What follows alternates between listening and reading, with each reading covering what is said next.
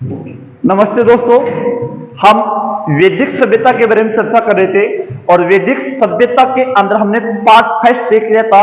और इस part first के अंदर हमने ये देख लिया था कि आर्य लोग वैदिक सभ्यता के लोग थे और ये आर्य आए कहां से थे, इनके मूल स्थान के बारे में हमने चर्चा कर ली थी। अब आज के वीडियो के अंदर जो हमारा वैदिक सभ्यता का पार्ट 2 होगा, इसके अंदर हम देखेंगे वेदों के बारे में हम चर्चा करेंगे, क्योंकि हमने पिछले वीडियो के अंदर ये देख लिया था कि वैदिक सभ्यता के अंदर वेदों की रचना की गई थी। आज इस वीडियो अगले जो हमारा आज वीडियो होगा, इसके अंदर आज हम ये देखेंगे कि वेदों का रचयिता कौन था, इन वेदों के अंदर किनका उल्लेख किया गया है, इनके बारे में आज हम चर्चा करेंगे। तो आज हमारा जो पहला वेद है और सबसे प्राचीन वेद भी बोला गया है इसको, और वो वेद हमारा कौन सा, ऋग्वेद। तो आज हम चर्चा करेंगे ऋग्वेद के बारे में। ऋग्वेद, तो आज हमारा कौन सा वेद होगा, ऋग्वेद होगा।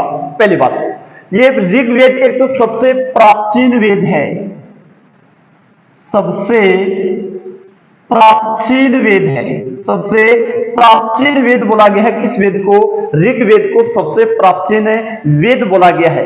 अगर हम ये देखें कि वेदों के अंदर सबसे प्राचीन वेद कौन सा बोला गया है, तो ऋग्वेद सबसे प्राचीन वेद माना गया है।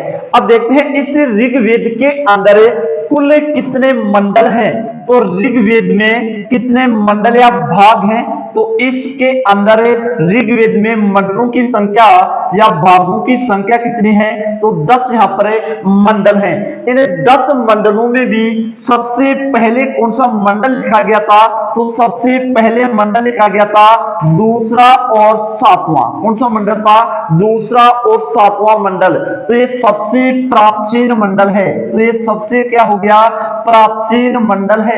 ऋग्वेद के अंदर कुल कितने मंडल हैं, 10 मंडल हैं। इन 10 मंडलों में भी सबसे प्राचीन मंडल है, तो सबसे प्राचीन मंडल दूसरा और कौन सा है, सातवां है। अगर सबसे नवीन मंडल की बात करें, तो सबसे नवीन मंडल कौन सा होगा, पहला और दूसरा मंडल है। तो ये सबसे नवीन मंडल है, ये सबसे कौन सा है, नवीन मंडल है।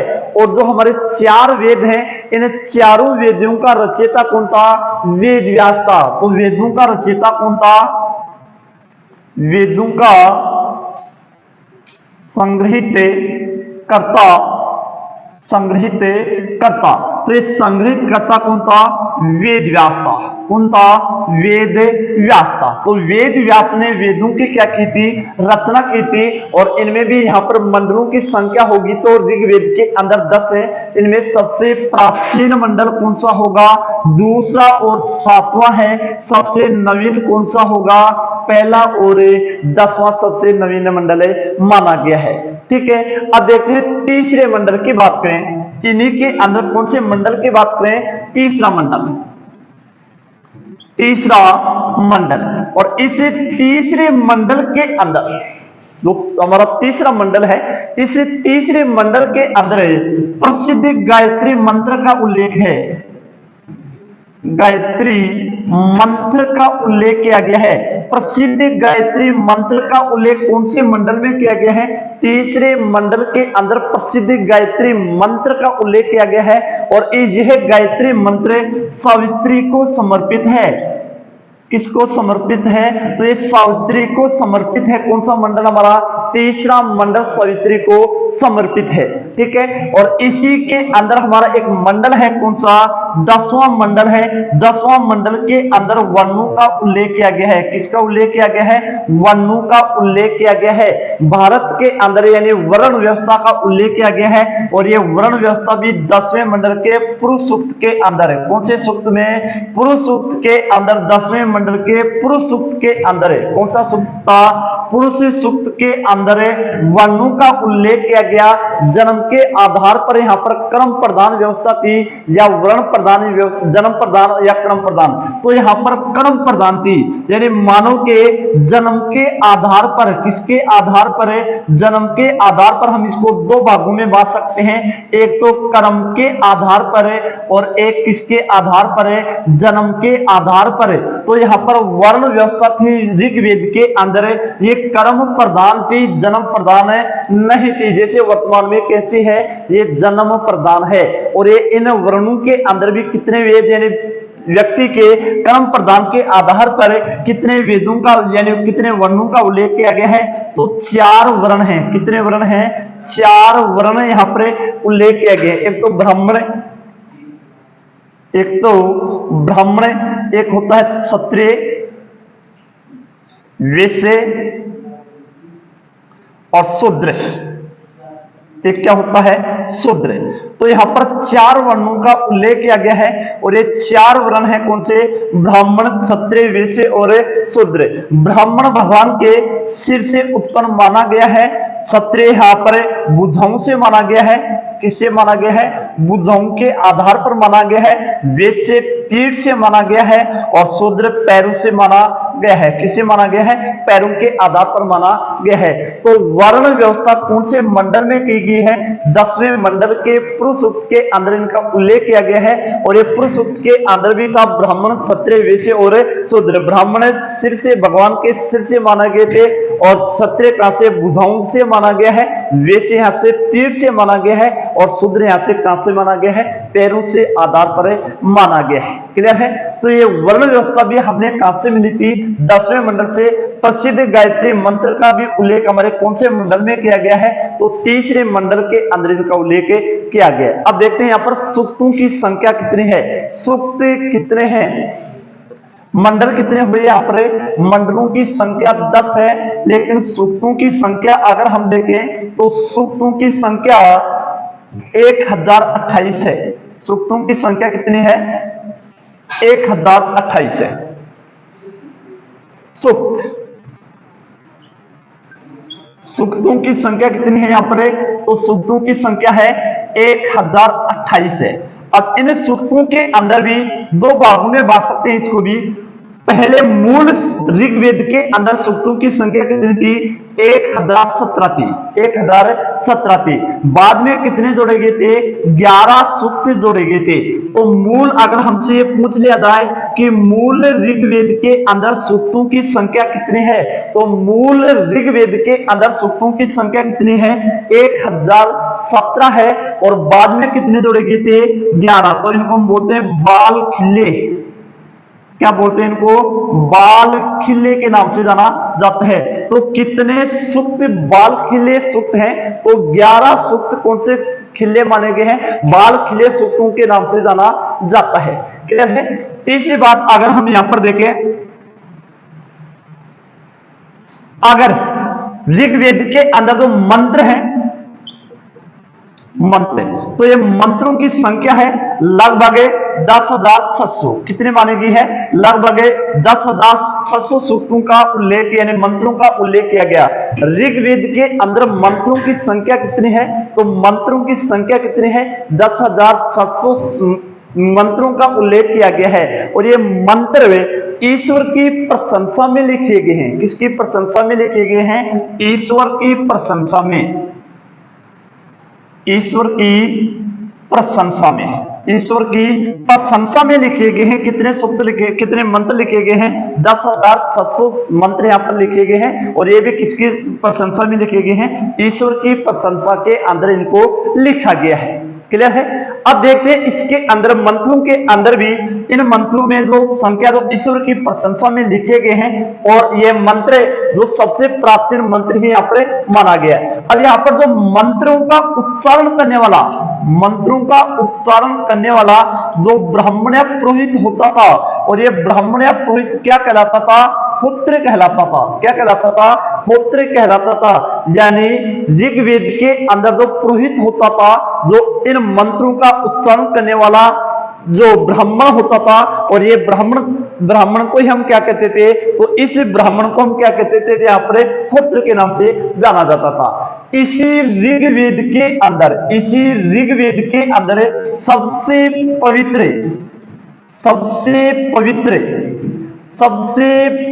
नदी, तो सबसे पवित्र नदी तो कौन सी मानी गई है? सरस्वती। कौन सी नदी बताई गई है यहाँ पर? सबसे पवित्र नदी सरस्वती नदी यहाँ पर सबसे पवित्र नदी बताई गई है। और इस सरस्वती को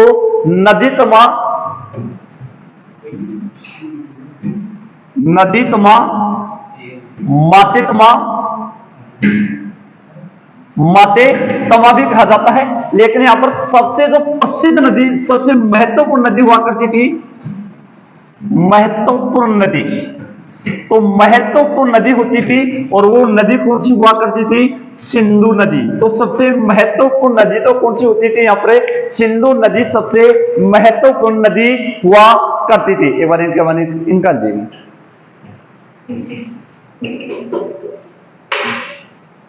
सबसे महत्वपूर्ण नदी तो कौन सी मानी गई है यहाँ पर? तो सबसे महत्वपूर्ण नदी तो कौन सी मानी गई है? सिंधु नदी यहाँ पर सबसे महत्वपूर्ण नदी मानी गई है।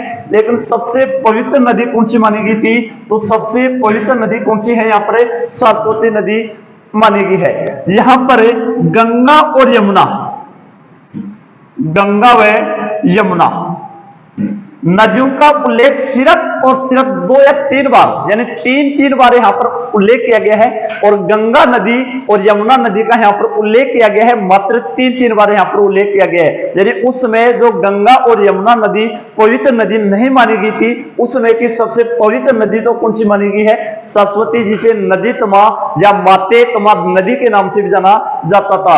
लेकिन महत्वपूर्ण नदी कौन सी थी? तो इसकी महत्वपूर्ण नदी कौन सी थी? सिंधु नदी हुआ करती थी। यमुना नदी को कालिंदी नदी कहा गया था। जो हमारी यमुना नदी हुआ करती थी, इसी यमुना नदी को तो कौन सी नदी कहा जाता था? कालिंदी नदी के नाम से जाना जाता था। और गंगा को गोमा, कौन सी नदी कहते थे? गोमा। तो गंगा को तो उसमें गोमा नदी के नाम से जाना जाता था और यमुना को कालिंदी नदी के नाम से जाना जाता था। और सिंधु नदी सबसे महत्वपूर्ण नदी मानी गई है। और सरस्वती नदी को हम क्या बोलते थे? नदी तमा और माते तमा नदी के नाम से जाना जाता था। अब यहां पर देखते हैं इसी ऋग्वेद के अंदर, जो ऋग्वेद के अंदर जो ब्राह्मण हुआ करते थे, यानी इस ऋग्वेद के अंदर कितने ब्राह्मण ग्रंथ हुआ करते थे? ऋग्वेद के अंदर कितने ब्राह्मण ग्रंथ हुआ करते थे? तो इसके 2 ब्राह्मण ग्रंथ हुआ करते थे, ऐत्रेय और केशितकी ब्राह्मण ग्रंथ, ब्राह्मण ग्रंथ। और ये ब्राह्मण ग्रंथ कौन कौन से हुआ करते थे? तो इसके 2 ब्राह्मण ग्रंथ हुआ करते थे। एक ब्राह्मण ग्रंथ का नाम था ऐत्रेय और केशितकी।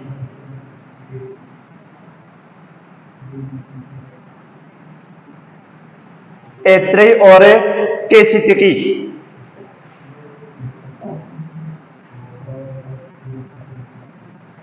केशितकी के नाम से जाना जाता था। ठीक है, तो यहां पर इस ऋग्वेद के ब्राह्मण ग्रंथ कितने हैं? तो ऋग्वेद के 2 ब्राह्मण ग्रंथ हैं। एक तो कौन सा है? ऐत्रेय है, और एक कौन सा है? केशितकी। यहां पर इसके 2 ब्राह्मण ग्रंथ माने गए हैं। ठीक है, अब अगला जो दूसरा वेद है, और दूसरे वेद के अंदर अगर हम चर्चा करें तो दूसरा वेद हमारा यहां पर माना गया है हमारा कौन सा? सामवेद। कौन सा वेद है? सामवेद।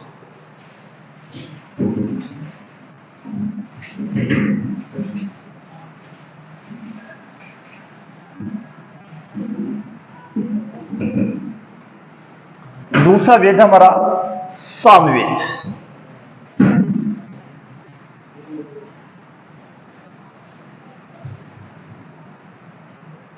सामवेद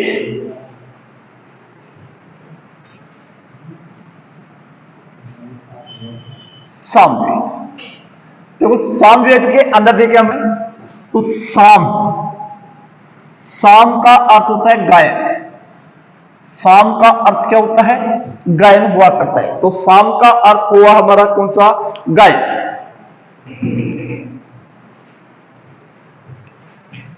साम का अर्थ क्या होता है? यहां पर गायन होता है। क्लियर है?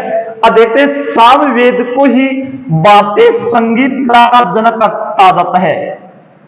भारतीय संगीत कला का जनक माना जाता है। तो भारतीय संगीत कला का जनक कौन से वेद को कहते हैं? तो सामवेद को भारतीय संगीत कला का क्या माना गया है? जनक माना गया है। सामवेद के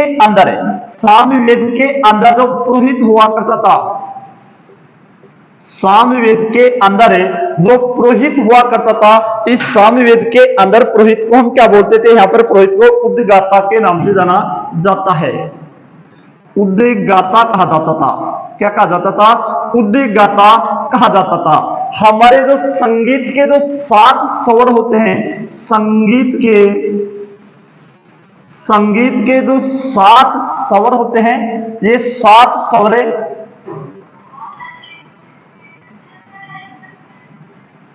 सा रे गा मा पा धा नी, 7 स्वर है। 1 2 3 4 5 6 7, ठीक है। तो ये 7 स्वर सा रे गा मा पा धा नी, ये 7 स्वर भी अगर हमें पहली बार मिले हैं तो ये पहली बार हमें कहां से मिले थे? इसी सामवेद के अंदर हमें प्राप्त हुए थे। तो साम का अर्थ तो क्या होता है? गायन होता है। और इसी सामवेद के अंदर संगीत के जो 7 स्वर हुआ करते हैं, ये 7 स्वर भी कौन कौन से हैं? सा रे गा मा पा धा नी। और ये सा रे गा मा पा धा नी, ये भी हमें पहली बार हमें कौन से वेद के अंदर प्राप्त हुए थे? तो सामवेद के अंदर ही प्राप्त हुए थे। और सामवेद का जो पुरोहित हुआ करता था, ये पुरोहित क्या कहलाता था? उद्गाता के नाम से जाना जाता था। और सामवेद के अंदर भी 2 ब्राह्मण ग्रंथ हुआ करते थे। ब्राह्मण ग्रंथ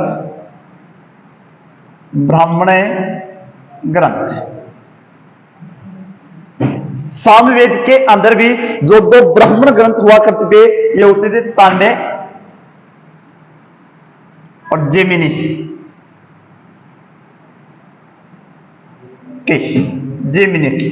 ठीक है। तो ब्राह्मण ग्रंथ भी इसके भी कितने हैं? 2 ब्राह्मण ग्रंथ हुआ करते थे। जैसे ऋग्वेद के भी 2 ब्राह्मण ग्रंथ हुआ करते थे, वैसे भी इसके 2 ही क्या हुए? ब्राह्मण ग्रंथ हुए। एक तो तांडे और एक कौन सा है? जैमिनी की। तो इसके भी 2 ब्राह्मण ग्रंथ है साहब, ठीक है। तो अब देखते हैं साम का अर्थ क्या होता है?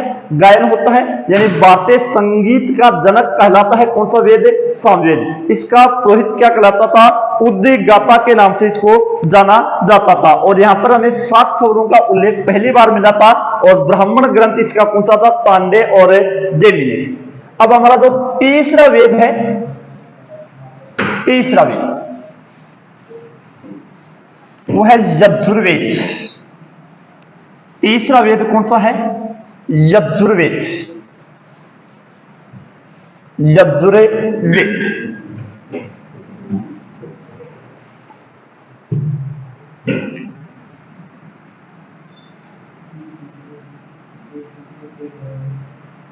यज्जु का अर्थ क्या होता है? यज्जु का अर्थ होता है यज्ञ। यज्जु का अर्थ क्या होता है? यज्ञ। यानी यजुर्वेद के अंदर यज्ञ से संबंधित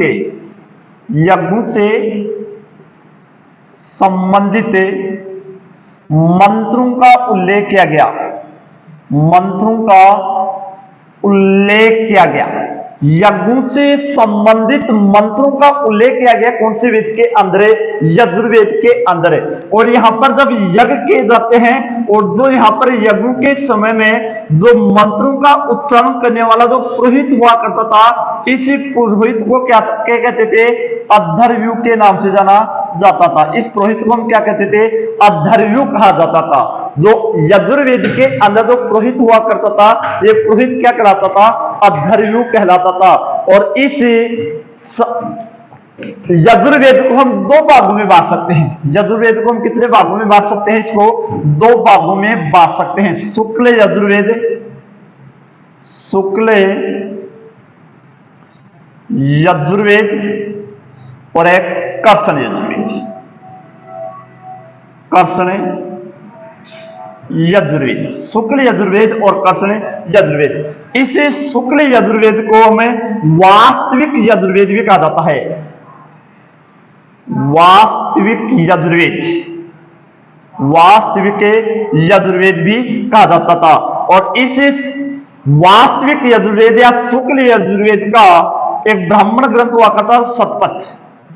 कौन सा होता था? शतपथ। और ये ग्रंथ है जो ब्राह्मण ग्रंथ है, शतपथ ब्राह्मण ग्रंथ है, ये सबसे बड़ा ग्रंथ है, सबसे ब्राह्मण ग्रंथ है।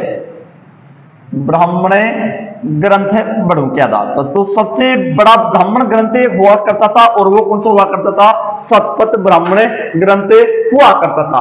और ये यजुर्वेद एकमात्र ऐसा यजुर्वेद है जो दोनों शैली में है। शैलियां कौन कौन सी यहाँ पर, यानी गद्य व पद्य दोनों में है।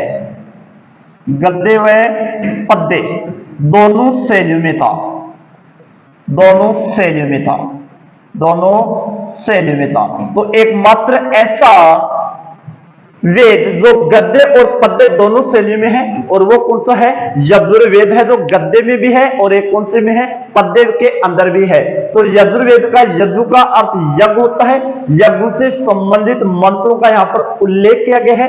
इसका पुरोहित अभ्यू कहलाता था और ये एकमात्र ऐसा वेद है जो गद्य और पद्य दोनों शैली में है। तीसरी बात अगर हम देखें तो इसको भी हम दो भागों में बांट सकते हैं, कर्षण यजुर्वेद और शुक्ल यजुर्वेद। कर्षण यजुर्वेद को हम वास्तविक शुक्ल यजुर्वेद को हम वास्तविक यजुर्वेद भी कहते हैं और इसका ब्राह्मण ग्रंथ हुआ करता था कौन सा? शतपथ, जो एकमात्र जो सबसे बड़ा ब्राह्मण ग्रंथ माना जाता है। ठीक है, अब हम चौथा वेद देखते हैं और ये चौथा वेद हमारा कौन सा है? यहाँ पर अथर्ववेद। कौन सा वेद है? अथर्ववेद।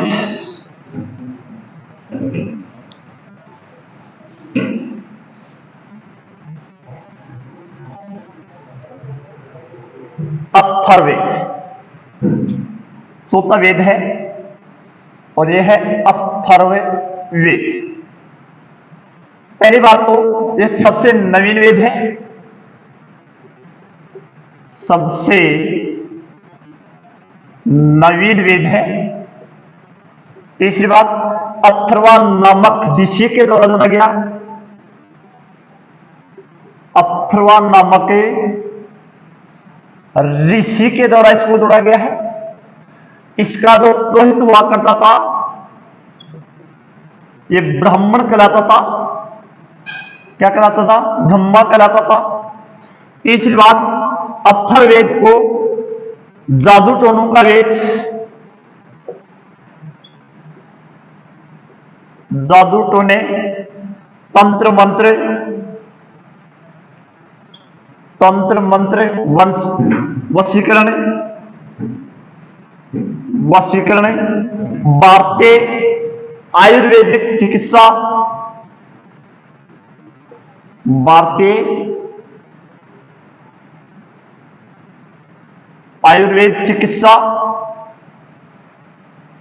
भी कहा जाता है। यानी जादू टोने, तंत्र मंत्र, वंशीकरण, झूठ और भारतीय आयुर्वेदिक चिकित्सा भी कहा जाता है। कौन से वेद को कहा जाता है? अथर्ववेद को कहा जाता है। और अथर्ववेद के अंदर जो पुरोहित हुआ करता था, ये पुरोहित क्या कराता था? ब्रह्मा के नाम से इसको जाना जाता था। क्लियर है? तो आज हमने यहाँ पर कितने वेदों के बारे में चर्चा की है? तो आज हमने यहाँ पर 4 वेदों के बारे में हम चर्चा की है। पहले वीडियो के अंदर हमने किसके बारे में देखा था? तो पहले वीडियो के अंदर हमने यहाँ पर सामान्यकरण यानी आर्यों के आगमन के बारे में देखा था। दूसरा जो आज हमारा जो वीडियो था, इस वीडियो के अंदर हमने वेदों के बारे में चर्चा की है। और अगला जो हमारा इसी वैदिक सभ्यता का तीसरा वीडियो होगा, इसके अंदर हमें यहाँ पर वैदिक सभ्यता के अंदर महाकाव्यों के बारे में चर्चा करेंगे। यानी यहाँ पर 2 महाकाव्य हुआ करते हैं, एक तो महाभारत और एक कौन सा? रामायण, जिसके बारे में हम अगले वीडियो के अंदर चर्चा करेंगे। जय हिंद, जय भारत दोस्तों।